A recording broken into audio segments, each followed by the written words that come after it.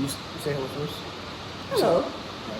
So, soil is material that is made of mixed up of organic matter, minerals, and oxygen, and it can be put in and make plants. A soil profile is a vertical layer of soil that shows like different layers, and the soil horizon is each layer of the soil profile. So, and what I have here is a model, and the model is basically a representation of something. And so, what I have here is for letter O, for horizon O, I have dead leaves and garden green. And I chose this because it is like the litter layer, and it's made of dead leaves and organic material that can decompose.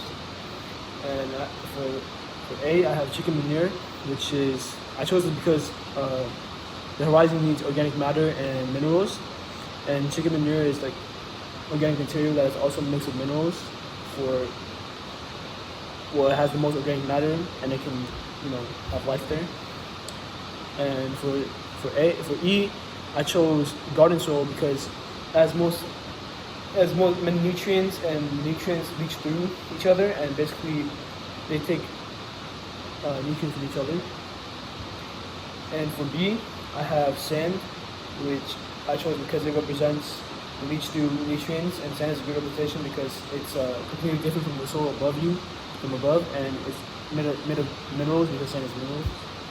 And I chose for C, for horizon C, I chose small pond rocks because they represent whether they are like broken down smaller versions of the base, which are pond rocks. And I chose these small pond rocks because they're basically just large and broken rocks. And for the very last one, which is R, I have pond rocks, which are medium sized. And I chose these pond rocks because they represent bedrock.